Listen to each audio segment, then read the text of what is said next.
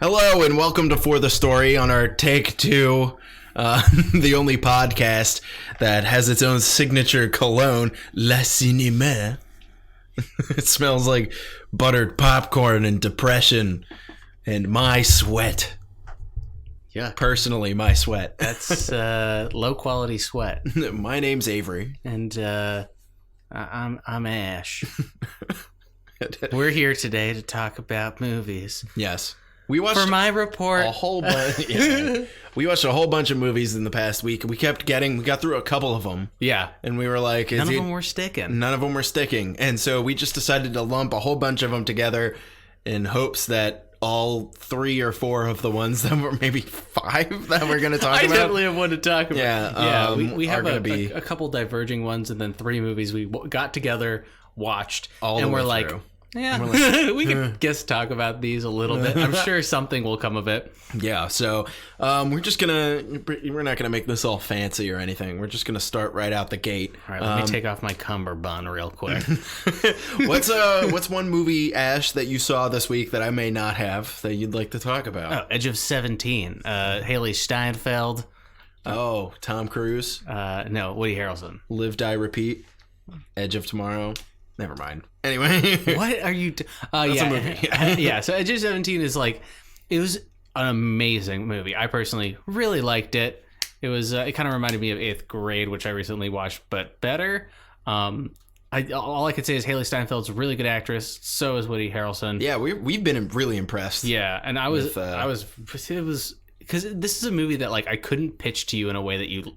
like it, but if you saw it, you'd probably like it. Yeah. So, it's a coming of age story about someone with like clinical depression and how she just kind of goes manic around the anniversary of her dad's death. Ooh, that'll do it. Yeah, and so it's like it sounds so generic in every way, but in every way it just was kind of fun and different and really amazing dialogue and very quippy and all that. Hell yeah. Nothing I really want to say else about that because one day I will watch it with you. So I don't want to spoil it. But I know that you had some stuff that you've been delving into that I'm very excited to talk about. I'll set a scene for the one if it's the one I think it is. So I woke up today and was like, I want to watch something.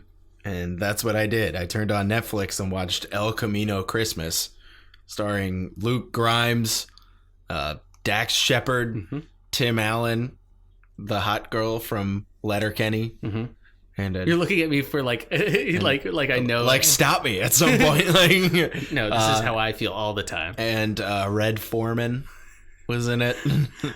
So from my POV, I walked in and was just like, "Hey, what's up, dude? What are you watching?" He's like, El Camino Christmas. It was like this like meek little like he's like under a blanket like too far. I'm just like.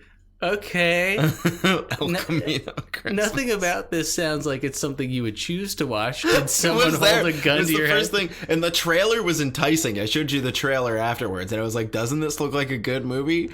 And it wasn't bad. All right. Sometimes you should judge books by their cover, especially if they're called El Camino Christmas. Like, is it about a car? No, it wasn't. So the town that they were in was called El Camino in Nevada. And basically the idea is it's pretty just stock. A guy drives to town to find his estranged dad, who's played by Tim Allen. Because Tim Allen contractually has to be in every Christmas movie that comes out. It's the Santa Claus, we know. Yeah, we saw the documentary, The Santa Claus. He is 100% confirmed to be in every single Christmas movie that's ever existed. Don't fact check that. Avery really needs this. But basically, guy blows into town. There's the hot girl from Letterkenny has a kid who can't talk. It's never really explained why. It doesn't matter. Then there's all the cops are like really corrupt and awful. And they like frame the guy who blew into town. Is Dax Shepard, is that his name? Or is that the other guy? The cop? No, that was the cop guy. What was the guy who with the car who blew into town? What was that character's name? Tim Allen's son. Yeah, that was his name. That was Dax Shepard? No, that wasn't Dax Shepard. Dax Shepard was the deputy or the partner. I can't remember what the actor's name was. It doesn't matter. It might have been Luke Grimes. Who knows? He probably was. Grimes' older brother, Luca Grimes. So so they get in a shootout at a liquor store, and then the cop tries to frame them and make it look like he killed a cop. Mm-hmm. And then the movie is over after Tim Allen sacrifices himself. Let's not forget, there is a pregnant Jessica Alba. Oh yeah, Jessica Alba's in it. Oh my god, she's like introduced in like a 3-minute like get to know the character kind of scene. Mm-hmm, yeah. And then she doesn't appear again for like almost a full hour in the movie. And then she's like at church or something, and like what? I don't remember that part. She was either at church or at AA. I can't tell. We're doing a terrible job describing this movie. Yeah, I think they did a terrible job describing that movie. So basically, that's really all that happens. And Tim Allen, there's a lot of liquor advertisement in this movie, which is weird for a Netflix movie. Yeah, it's weird for any movie to have that much liquor product placement. It's not liquor, but there was Pabst all over the place. Mm-hmm. He died next to a Bud Light cutout. No, it was a Pabst cutout. Oh, it's like this Pabst like hot chick that's in the gas station the entire time during the conflict, and then he takes it and holds it next to him on this big like just locked off shot. Yeah. When he gets shot by the cops. Yeah, and he's like dying next to it. I'm like, oh my god, grab her boob. It's just a Pabst cutout, and it's literally just there. Yeah. For a Pabst product placement. Like, they're all like drinking liquor like in the middle of the day, and it's like Jack Daniels. There was a bottle of Hornitos, which is a tequila. They don't say the name of that tequila though. They just call it tequila. But yeah, that's it. Kirkland brand tequila. It's a big old liquor advertisement has the facade of a Christmas movie. The best part about this movie is about 20 minutes before the end, you realize, oh fuck, this is a Christmas movie. Yeah, it's just like barely. Like, oh no, they're gonna do a Christmas, aren't they? And then it starts snowing, and it's a miracle, and Tim Allen gets shot by the cops, and we were just like, this is like the ultimate miracle. Tim Allen getting shot by the cops, and we were just like, wow, this is a pretty dark and dystopian Christmas movie. It's just like Merry Christmas, you get shot by the cops, and the only thing in that's the fascist good is military state. Yeah. So wow, look at these corrupt cops. Yeah. So pretty awful. I will say I also watched another movie in which Jessica Alba was pregnant and gives birth. At least the first like 40 minutes of it, and that was Spy Kids 4. Right. That's right. What is with that? Listen, man, dude. Well, she's really going for that MILF audience. She's really just like, but she looks so young still. She looks great. It's kind of freaky, almost how young she looks. Yeah. Still. Yeah, it's so bizarre. Like, she's a mom and everything, and she's always in these like she's always in these like really just offbeat, like underproduced, the same stuff that Joel McHale gets delegated to. Poor Joel McHale. Yeah, poor guy. He peaked at Community and then had nowhere to go but down. He's just not a movie guy. He should do more TV. He needs to stop. He's better at TV. It was bad. Yeah, he's just not like he needs to stick with like the self-aware comedy. You know? Yeah. He wasn't very self-aware. Yeah, he was totally the entirety of Community is. Oh yeah. No, I mean like in this movie he wasn't self-aware. Oh no, that movie. Oh my god, I don't even know what to say about it. Carmen and Junie are back. I was like disgusted. I like couldn't even. Yeah, you would walk in and you kept trying to take the remote from me, like I was a child who did something wrong, which I did do something wrong. I will admit to that, but I'm not a child. So we watched part of Spy Kids 4 called like TikTok's Revenge. No, it was like Out of Time. No, I don't even think it was called All the Time in the World. Oh yeah, which is way too long of a subtitle. Yeah, it's very James Bond though. I'll give him that. Like All the Time in the World would be a James Bond movie title from like the 90s, early 2000s. One of the goofier ones. Yeah, the Pierce Brosnan ones. Exactly. Yeah, like No Time to Not Die Except Again for Death. Tomorrow. Die again forever tomorrow again yesterday. Just like as many words as you can throw together that mean nothing. That sounds like it could be cool. Yeah, because the whole plot of the Spy Kids movie I kind of like, where the bad guy is making time speed up. It's the Spy Kids. Come on, it's stupid. Come on, you can't defend this, dude. No, I think that's a great, like, in terms of, like, stakes, it's like time's moving progressively faster at an exponential rate, and do they end up in the far future? It doesn't seem so. It seems like you haven't finished it yet. Yeah, it seems like the idea is that they're careening towards the end of the Earth. Okay. Like, it's not like they're time traveling because everyone's doing it at the same time, but it's more about the age of the planet itself. Oh, okay. Yeah, you hate that it's Dees. I can see it in your eyes. It's not Dees. It's better than Dees. You're right. It's awesome. No, it's man. good. It's good. It's smart. It's cool. That's exactly like another movie we watched. Oh god, this is like the most ADHD fucking episode. But yeah, that's okay. It's honestly them speeding up in time, extremely similar to another movie that we watched together called Time Hole or Time Trap. Time Holio. Time Hole. I called it Time Hole, and now it's the only way we can refer to it as. Yeah, I don't remember the real name. It's Time Trap is the name of it. It's you know what it really needed at the end? A time hole. No. Back off, I'll take you on. Headstrong, I'll take on it. Like the song by Trapped. Oh, by Trapped. Because Yeah. they were time trapped. Yeah, exactly. But they weren't really, because you can't be trapped in those. Are we all trapped in time? What does that mean? It means nothing. Well, the idea. Explain the movie to me, Avery. So basically, this guy who's their professor, these kids' professor, he discovers a cave where time slows down, like vastly slows down compared to the outside of the world.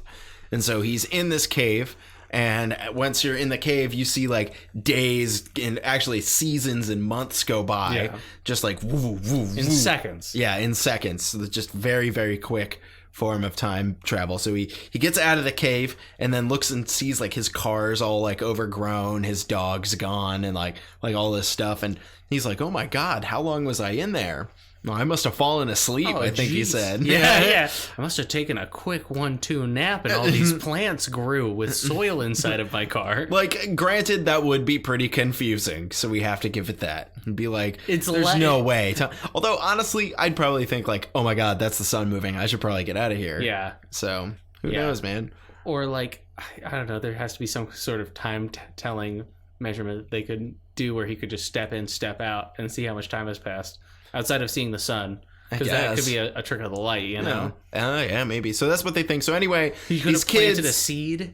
And like these kids, I think, are going out to meet him. They're going to find him because he went missing. Or something. And he hasn't been back because he was stuck in this time cave. Hole. Yeah, the time hole. Yeah. And then they all get stuck in the time hole. There was some pretty grim stuff that happened. Like they leave like their friend out there. Yeah, like, and you see like his memoir that he takes on a GoPro of him like waiting for him, and they never show up, and like it's 3 like days. Yeah. And he tries to jump into the time hole using a rope, and dies, and they find his dead corpse. And this was like an 11-year-old kid. Yeah, they keep using the same thing where like the rope gets too old because of the time difference in terms of time speed.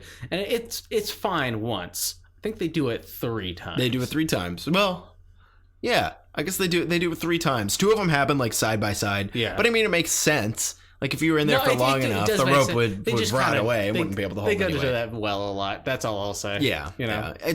It does seem a lot like, well, a few of them get injured, so they all get stuck in there basically. Yeah. And like years and years go by, they find like that there's cavemen in there. Yeah. Which is like, really weird. Mogwai and the other guy. Yeah, it was a little bit like the time machine. So they get like catapulted into the far-flung future. Mm-hmm. And there's some bad CGI effects. Oh, real bad. And there's like a triangle in the sky. Oh yeah, like the one girl climbs out finally. Oh, because they just needed more shots of her ass. Yeah, they had like 2 like young attractive girls and just like gratuitous shots of the ass. Of like so many ass shots. Just ass cheeks. Yeah. Cheeking. Like so many times, like enough times, like once or twice, it's just like, they got to establish this stuff. But then after a while, it was just like they wanted nothing else. Yeah, they wanted to take shots of these girls' butts. And they looked identical. Those characters were so They looked really similar. It's like, oh, good, we got 2, like... One was wearing a black shirt, the other one was wearing a white shirt. Yeah. Otherwise, they looked very similar. They both just looked like generic blonde girl from like 2008 to 2012. Yeah. Yeah, kind of. Yeah. Body types are identical. Their hair is cut the same way. They just have mild differences in face shape. It's like, okay, cool. I guess we're doing this. Yeah, and in the dark with a wide shot with other goofy stuff going on. Can't really tell them apart aside from the color of their shirt. Yeah, I wasn't even paying that close attention. Yeah, because they kept being like, "But what about they ass?" Yeah, exactly. The one girl gets to climb out, and then she sees like all this crazy stuff. She sees like a spaceship in the sky. She's just like, everything's gone. There's no trees, anything. I can't get a GPS signal. Yeah. What possibly could be at this point? It's like, guys, it's like very clearly in the far-flung future. You saw a video but it still of it. Takes some time for them to figure it out. Yeah, I think this is after they find their young friend's body. Yeah, because like they're like, we must have fallen asleep. They keep going to that. Well, no, it's like you should realize at that point. Like, yeah, we had some hopes that we thought that the kid that fell in the hole was gonna be like ancient. Yeah, I've been looking for you for 45 years. That would have been so awesome. We were like really hoping that they were gonna find him and be like, "It's me, Furby," which was the kid's name. Yeah, oh my god, that would have been so awesome. But like they kind of needed all these realization to pad for time because this was not a super long movie. No, there's not a super lot that they could do with it after they got into the. They could have taken a little longer with the establishing shots. I feel like we could have had. I guess they couldn't afford like sets for being at the college with Professor Hopper or whatever. They didn't really need that so much. No, like they kind of showed that they knew him, and I would have rather seen a little bit of that than just like the gratuitous amount of time where they're trying to figure out something that's so painfully there was a lot obvious of really boring like them still figuring it out. It was up through like the second act that they still hadn't figured it out. We were like, this is kind of surprising. You'd think at a certain point like somebody would have like the creative mind to be like, we're traveling forward in time. Yeah. And everybody would be like, what? No way, that's impossible. It's just like, all right, well, what else explanation is there? Occam's razor, that shit. Yeah, exactly. The most simple explanation is often the most correct if you have no additional information. Yeah. So it's, but that would have been good. They should have done elderly Furby. Yeah, their young friend. Because if that would have been like way good and totally goofy. Yeah. Like put that kid in old man makeup. That would have been so been, bad. Like, conquistadors down there. Yeah, like that would have been cool. They kind of touch on it a little bit because they meet like cavemen down there, literal troglodytes. Yeah, they were living in a cave. Yeah, and then they became like, it was weird. They became less and less like creepy monstrosities as the movie went on. Like I think at the end, like one guy goes like woo woo and like raises an eyebrow or something like really ridiculous. He's like, does that really happen? No, he's just when they're like, climbing up and they're like, huh. I think I should do my taxes actually. It's like that's the look that they're giving. It's fucking funny. He pulls out a cell phone. Yeah, he's just like, weird. Takes a picture of the girls' butts as they're climbing up the cave wall. God damn. Yeah, that also happened. No, well, far into the a little ways into the movie, they're visited by a guy from the far future who has this magical ladder thing, which was a cool set piece, but it looked cool bad at times. But I like the design. Yeah. I mean, like it was a cool idea. Yeah. And he's like climbing down like the ladder, but he can't breathe the oxygen because he's from the far future or something like that. And then he gets trapped down there too and gets like stabbed or something. I think. Yeah, he die? He dies. Yeah. They find that out that because of Furby's video, that the fountain of youth is in there. Yeah, the literal fountain of youth. And so they keep resurrecting people, and they bring the professor guy back, and then their friend Furby, whose neck was broken by one of the troglodytes, and they bring him back too. And they also bring back the whole reason Hopper went there is because his family went in the 70s, and they get his whole family or whatever. The really like crazy part of that sequence is after the alien guy dies, is he presses on his magical watch that shoots holograms, because of course. Oh, he shows like news bulletins and stuff from their specific case, and he's never met them before. Yeah, and it's like way too coincidental. It's like these kids went missing for hundreds of years. It's like it's weird because they're showing it to them, but at that point they kind of get it. Yeah. And like they figured it out. That wasn't really necessary. Yeah, was just way too coincidental to really make any sense. Yeah. But something has to happen in this in movie. the movie. Like something needed to happen, and so it just becomes like kind of a goofy farce. Yeah, once the spaceman is fighting the caveman, it's like, oh, they look kind of cool. Like none of the action looked very good. The set that they had was okay. It was probably one of the better parts. It's just like this generic cave set, and they had enough like branching corridors, which was cool to make it look like there was like, you know, a variety of rooms, which I liked. One thing that I actually kind of thought was cool was when they find the professor again, and like they get up and they see the big room where the actual Fountain of Youth is, and there's like you know, cavemen fighting like knights in armor and like conquistadors, and like a pirate ship or something is down there. Yeah, there's like a cowboy with a revolver. Yeah, there's like cowboys and stuff, and it's like people have been down here fighting in here for like thousands of years. But to them, it's been like maybe 30 minutes. Yeah, how fast time's moving. Yeah, for and like else. it's like they go to another layer, so they don't have to actually like render all of these people fighting and add in the special effects. You just see it in a still image. But there's another layer of the cave where time slows down even more.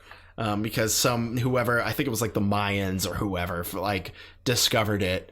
They like use time slowing magic to defend it. I don't know, whatever. It doesn't matter. It's yeah.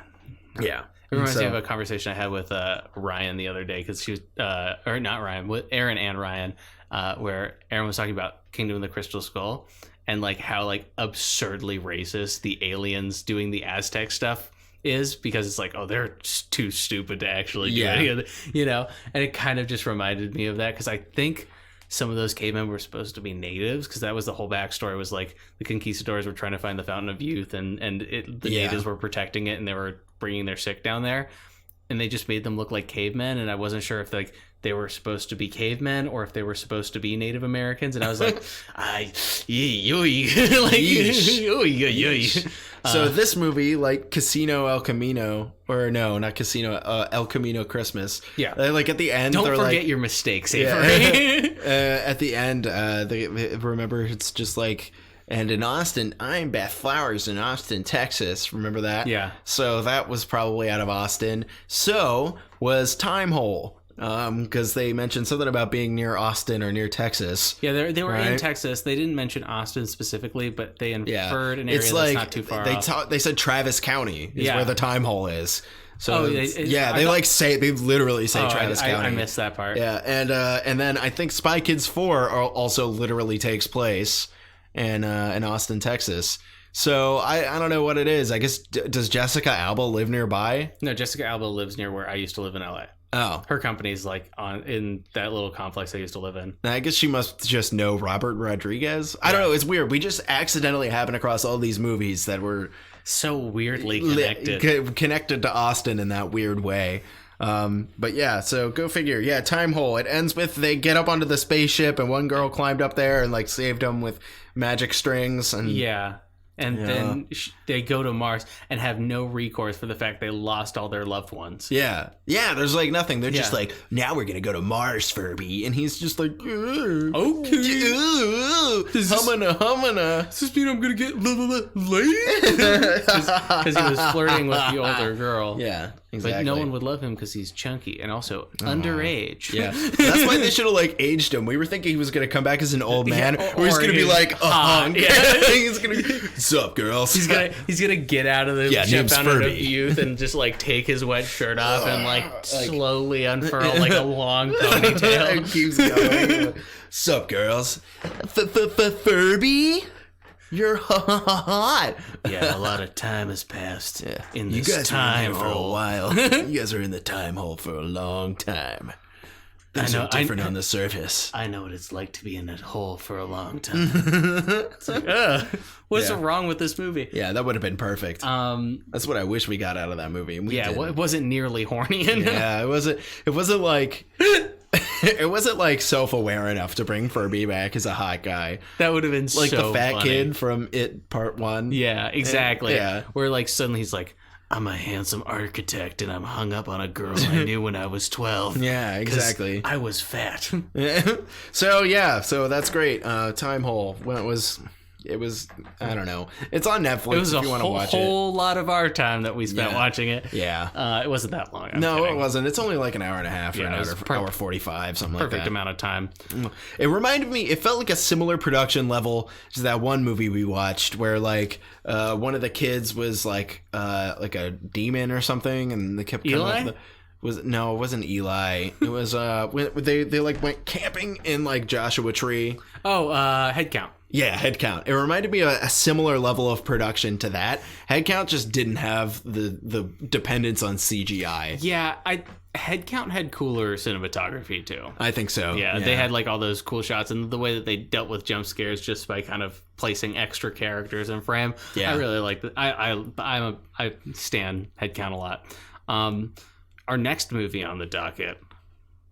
What is it? I already forget. Freaks. Oh, we did want to talk about Freaks, actually. Yeah, Laura Dern's dad, Emilio Estevez. No, Emilio Bobilio. I don't know the guy's real name. Yeah, I didn't know that guy's name. The Jack name Black lookalike, which falls into our next movie after this. Yeah, great. Another connection. They're all so connected. A child actor and the city of Vancouver. Yeah. Very clearly the city of Vancouver, but it was supposed to be Atlanta. Yeah, it was supposed to be in Georgia. Yeah. So yeah, Freaks was the best X-Men ripoff, cheap X-Men ripoff possible. Yeah. Yeah, it turned out the best for as cheap as it was and as non-trademarked. It felt exactly like an X-Men. The message was the same. Yeah. Kind of. They were going for a similar thing. But the way they paced the story, it was really smart. Definitely weird, but smart. Yeah, very weird, because it starts out, your POV character is a 7-year-old girl who you later find out she has like telepathic powers, but at first you think just like weird stuff, like what's going on in the outside world that she has to hide. Yeah, it felt like a 7 or 10 Cloverfield Lane, where it's just like it's a bunker. Her dad's fucking paranoid, agoraphobe. Yeah, we thought that he was going to be like, the antagonist. Yeah. And like lying to keep her inside. Yeah, because he would like go out for groceries and like have gotten shot and like we thought that would all be fake. Yeah, or something like he's putting on a show to make her think that the outside world is so dangerous. But not really. That's not what happened, which was cool. It ended up like being they just all have superpowers. Yeah, and I was like, I'm fine with that. That was fun. It was fun. Yeah. And so, but the difference is in X-Men that the mutants aren't being rounded up and genocided. Yeah, it's not like that. In this, all of the freaks, they call them, are literally being hunted down and murdered or being shipped off to this crazy concentration camp. Yeah, exactly, where they get killed. Yeah, and so it was very dangerous for them to be seen in public, which I thought was like a pretty dark and brutal twist. He's totally gonna hit the mic. Come on in, buddy. He's got to say hi to everyone. Hey, bud. I thought it was a brutal twist. Yeah. For that kind of like a story, and I feel like it worked out pretty well. The movie was really cool. The girl who played the lead like young girl, Eleanor / Claire. Yeah, I forget what her actual name was. It was like Chloe or something. Chloe, that was it. And Eleanor Reed was her fake name. Yeah, she was seriously good. Yeah, I was like pretty impressed. She was pretty like good. Yeah, she like normally kids are pretty intolerable in films, but I don't know what it is. I don't know if child actors are being vetted better nowadays, or if like I don't know quite what it is, but she did a very good job. Yeah, so she did well. I think that in general, one of the movie's strengths was number one, color differentials between the inside and outside. They made the world seem so bubbly and like almost cartoonish in terms of the color correction. She wants to be out there because everything's all colorful and happy. But then the inside the house, she felt all cooped up. It was like kind of gross in there, and it was nasty. Yeah, not very well taken care of. And then also just the way that they used like a small set piece like that. They clearly had like a data film out in Vancouver, and the rest was mostly done in the house, where they would use her telepathy as an excuse to bring other scenes into the house. Do you mean the set? Yeah. I think I've heard this. So a set piece is different from a set. Yeah. So like a set piece is like, I'm trying to think of a good example. Like, you know, have you ever seen Mad Max the Road Warrior? Yeah. So, you know the part at the end when they have that big truck and they're all driving? A set piece is events that take place that the people built a set for. Okay. Yeah, so like a set piece, I know what you're referring to though. Yeah. Like you know, a set. But they would bring set pieces into those, like the table that the ladies sit. That would be a piece of the set, but a set piece refers to events. It comes from like novelizations from 100 years ago. But it was an event. Oh yeah. When she's at the table, when she's on the table, that's a set piece. That is a set piece. That's what I was referring to. Is like when a chunk of the story. Yeah, they would bring in elements, like they would bring in set pieces into the set to kind of draw the outside world story into this house, which was a smart use of conserving like this basically singular set they had in the house. Yeah, they did a smart usage of it. You're probably right. They probably only had a very limited amount of time to film in Vancouver, and they made great use of it. Yeah, they had like the park and the diner were like the big ones, and then, you know, riding around in that in the ice cream truck, which they probably did on like one like suburban block or something. And but yeah, like they got a lot of mileage out of that house set that they had. Yeah, like there was one segment, like, so basically the girl's telepathy allows her to like interact with things that are happening very far away. Yeah, and she was able to like project like her mother, who's about to be like lethal injection like killed. You know, and they just brought that part, that like set, into her room and just shot it all there, rather than like taking you to a whole new location and shooting it all on a completely differently built set. Because they never go to Matic Mountain or whatever it's called, like the concentration camp. Like you see elements of it, but they never like go. They don't build like a whole complex. And I thought that was an awesome use. Yeah, and like actually worked for the story. So I thought that was really smart. Of the things that I thought were smart about this movie, I would say that was probably the smartest move with the budget they had. Oh yeah, because a lot of people. It has to be a small budget. Yeah, a lot of people would just try and stretch that budget into something that would look like shit. Dump it all into bad CGI. Not even that. Just like make all of your sets worse. Yeah, you know, it's like like spread out that set budget for that house. And just like really spread it real thin and like have it look like real shit, all of them. Yeah. Instead, they kind of, you know, consolidated their money into making that house look very good. They had like the tunnel scene. That was. Oh yeah, that must have been a separate set too. Yeah, that was a separate set, but I think that's and it didn't look as good. Yeah, it didn't look as good, and it looked like they only used one stretch of like tunnel. Yeah, and then I think they had. You know what? Honestly, thinking about it, they did set up the operating table in a different room as well. So, but like it was all dark on the walls and stuff. They just had like one computer terminal in the back. Yeah, and that was it. Which I don't know. It could have been the same room, just lit differently. Totally, or utilization of like some room in that screens. House. Yeah. But they did a good job with that. I liked how they did their best to be an X-Men ripoff, and like it like wasn't hokey or felt like cheap. Yeah, you know, it felt like kind of like in the real world. There's like a scene when so the idea is once Chloe's dad inevitably dies or gets caught or something, she's supposed to go across the street and give the neighbors like $1 million or something to take care of her. Take her in.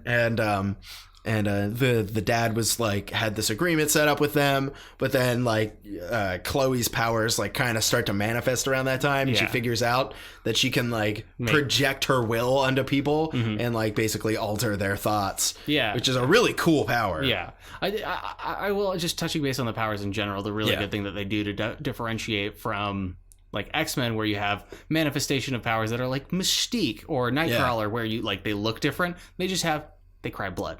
Like when they use their powers too much, they cry blood. Yeah, which is kind of taking on the trope of like the nosebleed from like people who use their power too much in movies, and it gives them a physical tell without having to deal with the immense amount of makeup.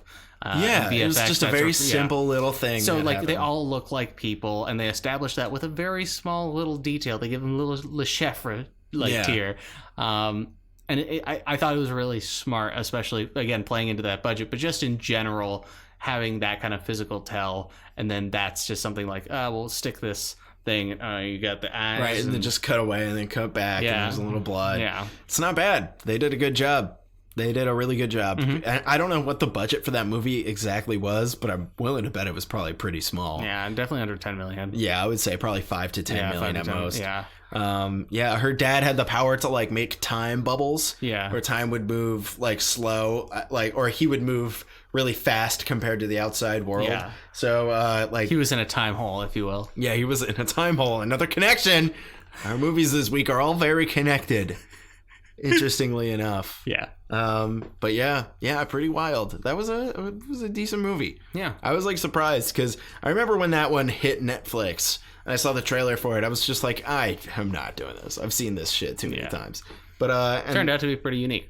Yeah, honestly, if not, it was a very unique way of telling a story that you've heard like 100 times with the X-Men movies. For sure. And I like that a lot. I really like that they built a mystery, like, because you have the POV of a child. Yeah, which always helps. Which was awesome. Yeah. She was just trying to figure out the world at the same pace that you were. And it's not until like maybe halfway through the movie, or even like, honestly, until the final act, that you like understand what's going on. Everything erupts all at once, and then it ends pretty satisfyingly. Yeah, so, it was all right. Yeah, so without spoiling it, I would say go watch Freaks if you haven't yet, because it's kind of cool. Yeah. It's a good one to put on. Pretty cool. Yeah. Yeah, it's definitely, you can't like have it as background movie, I would say. Yeah, you're going to want to focus on it. It draws your attention in pretty well. Yeah, it depends on the mood you're in, I suppose. Yeah, exactly. But I definitely think it has a lot of merits. I'd give it a 7 out of 10 as a movie. Yeah, honestly, I'm right there with you with 7 out of 10. Pretty solid. Yeah, especially for like something that was direct to Netflix.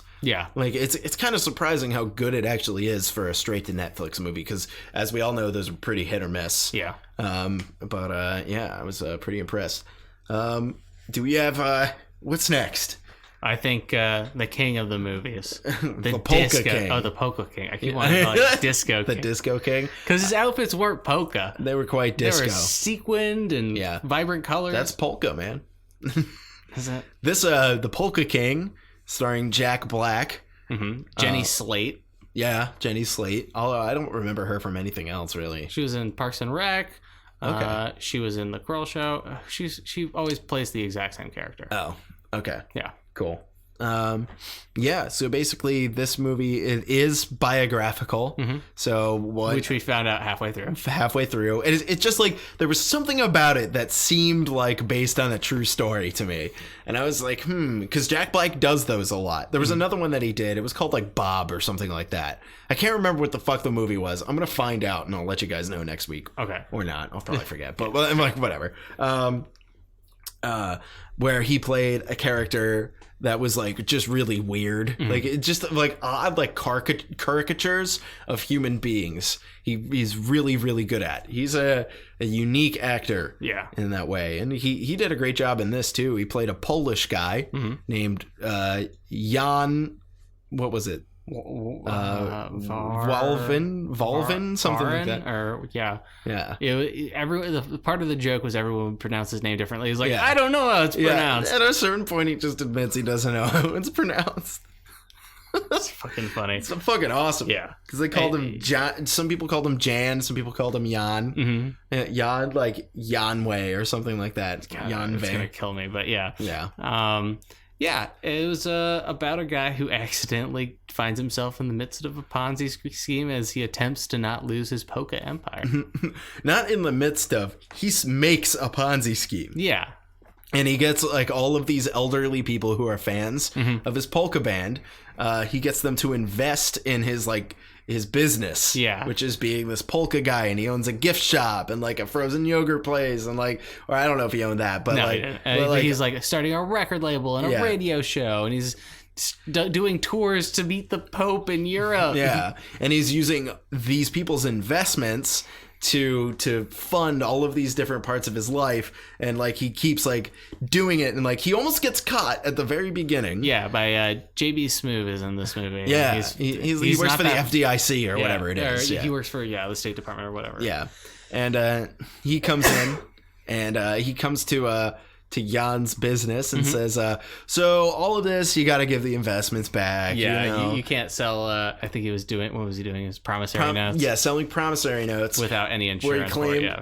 Where he claimed like he'll give 12% back on these people's investments. Which is an insane ROI. Yeah, which is crazy, yeah. And they're like, well, that sounds really good. So all these elderly people are like, sure, because they like him. They love him. Like, he's a really nice guy. He's a hard worker. You know, one of the things that they established about his character really early is he does any job, and even though he's doing Polka and like has his own store, he's still working like 3 jobs. Yeah, it's like he's a very likable guy, but he figures out a way where he can get all this money. Yeah, and he keeps going, and it's basically about him manipulating this community into giving him millions of dollars. Yeah, like $5 million. Yeah, over the course of like 5 years or something like that. And he rigs the Miss Pennsylvania thing. Yeah, he rigs a beauty pageant to make it look like his wife wins, and that's like really what causes everyone up. Yeah, it's like he gets, because the judges are like, we didn't vote for her. Yeah, and then like so they were just like, okay, well, who'd you vote for? This lady, and then they just have to find the one person that he bribed. Yeah. and he was just like, well, this guy gave me this money. Whoops, sorry. I just, you know, and that's what fucking happens. Yeah. But it's really interesting because you can't hate him. Like, you see how he got away with all of it. Oh yeah. He was really like just friendly and able to smooth talk his way out of anything, get other people to feel good around him. Yeah. And also he wasn't like, this movie was very clear, and I'm not sure how true it is to the actual person. Yeah, we don't know. But he seems like he's just trying to make it through day by day. Yeah. He's not really planning or plotting. It doesn't seem like he has malicious intent. He's more just going like, these old people put money in here, and that sounds like a problem for future me. Yeah, that's basically what it is. Yeah. And that's one thing that we kind of find out, is that he's really not a terrible person, but he is planning. Damn it, my watch is going off. But he is like, kind of, you're right. He's not really thinking everything out. He isn't malicious, but he's kind of dumb. And he starts this scheme, and he's very charismatic and outgoing and friendly, and so people buy into it, literally buy into it. Yeah. And I don't know. I liked it. Jack Black was so good. Yeah, Jack Black's fun. He's an American treasure, that man. Yep. Yeah, it's hard to dislike him. He's got a YouTube channel. He's got a TikTok. I thought he had a Twitch, too. He also has a Twitch. I wonder what he streams doing. I'm going to check it out. He just like gets a beautiful woman to come sit on his lap, and he goes, okay. And he tells her a bedtime story. He's actually, it's about him making a Ponzi scheme. Yeah. And getting people to invest. All right, guys. So what I'm going to do is I'm going to sell you guys 50 bottles of soy sauce cut with citrus. All right. Oh, and you're going to sell those to your friends at a 10-cent markup. And they're going to sell it to their friends at a 10-cent markup. This is some good shit. Some good shit. Call it a Ponzi scheme. A Ponzi scheme. It's so like good. The worst joke I've ever made in my life, and like you're just like, I support this. What I think is funny is like, when you were in high school, do you remember when everyone was getting into this like multi-level marketing? And shit. Cutco's one. It was in my high school, it was this brand called Verve. Right? Or I don't think the brand was called Verve, but they made these sodas called Verve, and they were just like energy drinks. That's not the point. The product doesn't matter in those. It's getting people to buy into it. And so I remember people trying to get people to sign up for that. And I realized like real quick that it was a pyramid scheme. Oh, yeah. Because it's a fucking pyramid scheme. Yeah. And, but it's a multi-level market. There were people who were like, they bought into it, and they were really trying to get other kids involved. They were just giving out these free Verve sodas. It's just like, all right, I'll take one. I'm not going to buy your stuff. I was at like I went like to a bunch of bars in downtown LA with my friend Jonathan, and we were hanging out, and about halfway through the night, I was told that one of the girls that we had been buying drinks for and like, being nice to, who came along, her dad owned Herbalife, and I'm like, oh, so why the fuck am I buying you drinks, dog? Oh my god, holy shit! He's got a whole multi-level marketing empire scheme going on. They have huge buildings in LA all over the place, and they just like basically pay people to go to gyms wearing Herbalife gear and talking to people. Like, I'm not even joking. That's like insane, a real thing. Dude. Like, one guy was trying to play pickup with me one-on-one, and I'm just like, nah, I'm good. He's just like wearing like sweats with like Herbalife written down the leg and a sweatshirt, and he was like drinking it between like whatever the fuck he was doing. Oh just my like, god, I hate this. Yeah. I think like the worst part about it is like, I'm sure this has happened to you too. It's like when people will try to catch up with you that you haven't talked to in a while, and they're just like, hey, I got a business opportunity for you. It's like, oh, so fuck me, right? Yeah. It's just like, so you think I know dumb. what you're doing. Yeah, you think I'm an idiot. Stupid. Yeah. It's like, that's exactly what that is. I'm so glad like, no one in my life has ever tried to do that to me. It's happened to me a couple times. Wow. Yeah. I think probably people thought I was dumb. I have tricked many more people than you have. but anyway. Yeah, so that is a thing, man, and that's what this whole thing reminded me of. Yeah, but way less thought out. Yeah, he was just doing it. Yeah, he was just like, what can I do? Because he was like trying to come up with actual businesses where he's like, oh, do European tours and you meet the Pope. I didn't get an appointment with the Pope, but he ends up getting it somehow. I didn't really. He like paid somebody off to like go and talk to somebody or something. Yeah, to get him in with the Pope. Cool, I guess, but like I don't know, I liked that like he didn't have a plan for what if something bad happened and everybody wanted their money back all at once, and that's exactly what happens. I mean, that's our banking system has had that mistake happen to him before. Great Depression. Oh really? Is that what happened? Yeah, well, everyone started withdrawing their money during the stock market crash, and they ran out of cash because the banks basically use fractional banking, and they take all interest and they invest it, and so since it was in the market, they weren't able to recoup the money. So part of the thing about fractional banking is let's say you take out a loan for $10, right? Yeah, and it's going to be paid back in 1 year with 10% interest. So I will write down that I have $11 in the book, $11 that I can then, and so you're expecting that interest. This is like another element of it. So part of the way that they get interest is they invest money to give you that year-to-day interest on whatever's in your banking account. If you're set up to have that kind of thing, a lot of banks, it's kind of like a future.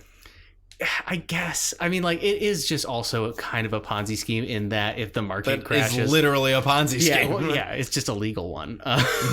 Yeah. Well, I guess they're probably also backed by the FDIC too, right? For $250,000.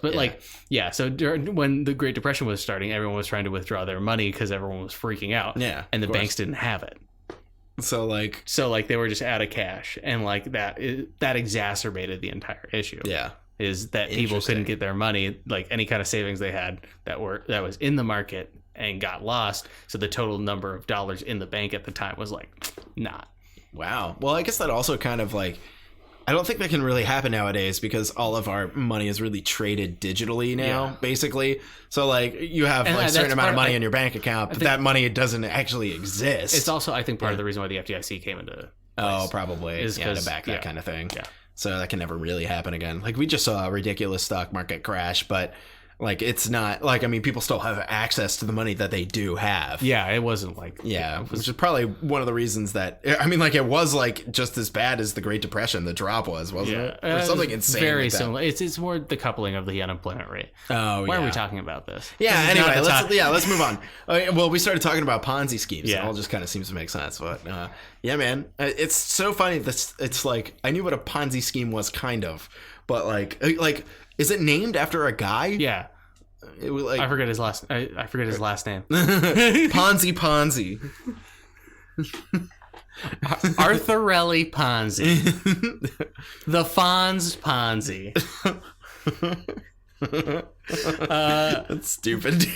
Yeah, Ponzi. It's just the notion of like promising interest and borrowing money against yourself. Yeah. You can borrow money against other things, but you can't just like do that. Yeah. I mean, it was much less structured than your standard Ponzi scheme. Yeah. Where there's like multiple people involved. Yeah. This is a great investment opportunity for you. Yeah. Like if it was a real Ponzi scheme, it would have been like, oh, if you tell your friends to keep it on the hush hush, I'll increase the interest that you get. Yeah. Something like that. Interesting. Trading, cash futures illegally. Yeah.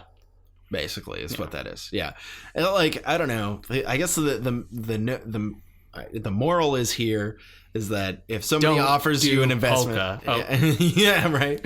If somebody offers you an investment opportunity, like totally check where that is coming from. Yeah, and ask one of your friends. If it's too good to be true, it's probably too good to be true. Yeah.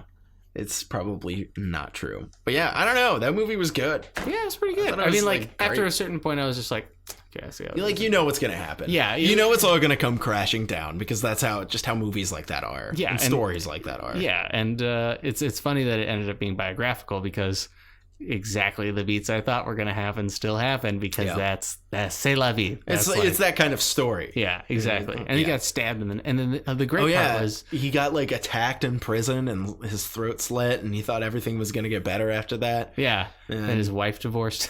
Yeah, but it was cool because they showed like the credits was Jack Black singing like a song that this guy had written. Yeah, like a polka rap, which is insane about how he was sorry. Yeah, and then they get halfway through the song and then they cut to the actual guy singing that stuff. So I think there's probably like a lot of footage of this guy. Like, you know how they said we're gonna hire the videographer? Mm-hmm. I bet a lot of that stuff is recreated footage that he shot during these things. And I kind of like wish they had shown some of that. Maybe they did later in the credits and we just skip past it. In the credits they were mostly being like, and his wife eventually did get back the Miss Pennsylvania title. No, they didn't say that. Yeah, they did. They said that no, they said after a legal battle, after a legal battle, she lost. It went over to whoever, Miss Klopsky or whoever. Yeah, she had to give up her title. Oh, okay. Yeah, I thought you said she eventually did get it. Oh no. Yeah, she eventually gave it up. Yeah, she had to give it up after like 5 years of lawsuits. Yeah, which is kind of wild, but whatever. Yeah, also, like who cares that much? I don't know, man. I already know I'm pretty. You grew up in a small town and that's all you got. I know I'm pretty. No, it just I miss Pennsylvania now. It just comes down to like insecurity, maybe. I know nothing about insecurity. Yeah. But this all took place in Hazleton, Pennsylvania as well. Yeah. Which is just about an hour and a half away from where I went to college. About an hour and a half away from where I grew up. So it's upstate Pennsylvania. Go figure. Do they have an upstate? Is that what it's called? I mean, it's the northern half of Pennsylvania. Yeah, fair enough. Yeah, I mean, I'm from southeast Pennsylvania. That like Scranton and all those towns. Hazleton is near there too. Mm-hmm. It's like northeast Pennsylvania. So it's closer to New York. I would say, well, Hazleton's probably closer to Philadelphia than it is to New York. But like Scranton's only like 2 hours away from New York City, and Scranton's closer to New York than it is to Philadelphia. Yeah. So it's a big state. Yeah. Yeah, PA is pretty big. Yeah. It's not like I mean, we live in Texas. So Texas is a lot. It's not big like Texas. It's like a 6-hour drive, maybe 5 or 6 hour drive to get all the way across the state. Yeah. So in Texas, it's like probably like, I don't know, like a 13-hour drive to get all the way across. If you go from Houston to El Paso, that's at least 12 or 13 hours. I've never gone west to east in Oregon, but I know from north to south it's like 8 or 9 hours. Yeah, that's pretty big too. Yeah. And then California was a nightmare. Yeah. California's huge. That drive went pretty fast. Yeah, we were out of California like real quick. Yeah. Well, that first day was pretty easy. It was just the latter half of that day on that drive. And we were like, oh my God. Because we set the goal of making it to El Paso when we weren't going to fucking give up. Yeah. And it was fine until we got stuck in traffic. Oh, yeah. For like 30 or 40 minutes. Someone rolled their car and so they had to get out to the middle of fucking nowhere in Arizona or whatever. Which took forever. Oh. I think that was right before we got into New Mexico. Yeah, we were like so close to New Mexico. It was... We drove for like 13, 14 hours that first day. It might have been more. But it made the second day a little bit easier, which was good. Yeah, that was the whole goal of getting to El Paso. Was that the second day was going to be like 8 or 9 hours instead. Yeah. But that was our drive. Yeah. So you want to give our little review, 5 words? Yeah, let's do a Polka King for that little review. Yeah, 5 words out of 10 would you recommend? I'm trying to think of 5 words. Jack Black is movie king. Wow, very nice. Yeah, Jack Black's great. He's just so easy to watch. He's definitely had his misses. In my opinion, Nacho Libre would be the one that comes to mind. Really? I kind of like that movie. I hate that movie so much. It's real weird seeing him do Mexico. But this movie was fun. I mean, it doesn't really offer you any new information about Ponzi schemes or this specific story, but I love the color scheme. I love the way it was filmed. The acting was really great. Jason Schwartzman's also in it. Yeah. We forgot to mention that, but he was unnoticeable and unremarkable. Yeah. Which is weird for him because usually he sticks out because he's a weird looking guy. But I'd give this movie an 8 out of 10. Nice. Definitely would recommend it. It was fun. Hell yeah. If I had 5 words, it would be multi-level marketing schemes fucking rule. Yeah, this movie did make us want to commit financial crimes. Yeah, it's like, this looks so much fun. Looked like fun. Yeah. I loved Jack Black in this, and I loved like how weird the John LaVue or whatever his name was actually was. Like, he was a strange person. Yeah. With the polka thing, and he was always like getting people around him to like love him, so they trusted him with their money. And was able to do that for long enough. But like it's so funny because he was able to like spend all this money on people that he cared about because he just wanted to make his wife feel good, so they spent like $20,000 on her montage for Mrs. Pennsylvania. And she was doing all like this workout stuff. Yeah. It looked like something out of a Tim and Eric sketch. It was great. It was so weird. Yeah, that was really weird. I forgot about that. Yeah, he was just like in front of a green screen. Like, the people like knew that they were gonna frame this guy as kind of a weirdo, but a little lovable too, because that's I don't know, but like I don't know, it was okay. Like I give the Polka King a solid 8 out of 10 because I feel like it is just a fun movie you could put on and kind of zone out to and teach your kids a good lesson about how to get away with financial crime. Yeah. Financial crime specifically, there are no people that get hurt in financial crime ever. No one's ever been hurt by a financial crime. Ever. Yeah, that's why they give you like a slap on the wrist and a spank on the bum for getting caught. Yeah. Like, they give you nothing. Yeah, he got like 5 years in prison. For stealing $5 million. Yeah. It's just, like, over the course of 5 years, he stole $5 million and he got 5 years in prison. The old 555, If I'm 555. I'm 666. Slipknot. That was the song that played. If you're 555, I'm 666. It's a really weird way to one up me, dude. Yeah. If you're 555, then I'm 666. What's it like to be a anarchist or something like that? Yeah, something like that. Yeah, they rhyme it like that. But anyway, thanks guys for listening. We will be back someday with our Harry Potter enormous review. We've been really struggling to get. They're really long, there's a lot of them. Oh my god! And they are the same mostly. Yeah. Like, there's some standout moments. Yeah, but almost all of the story begins, middles, and ends the same way every single time. And so, like, that's why I'm kind of looking forward to these last few. We got 3 left. We got to make it through in a week. We were able to watch 3. 4. We watched a lot of them quite recently. Yeah. We were able to get through a lot of them last week, which was good. Yeah. So we're going to watch the 6th one next, which I'm looking forward to. Yeah, we might have to restart that. Oh, we're going to. Yeah. Last night you told me how much you didn't like that movie, and then 10 minutes later you told me how much you like that movie. So I was in a mood. We need to start it over. So, but yeah, anyway, thanks guys for listening. We'll talk to you guys whenever, and we love you all so much. Goodbye. Do financial crimes.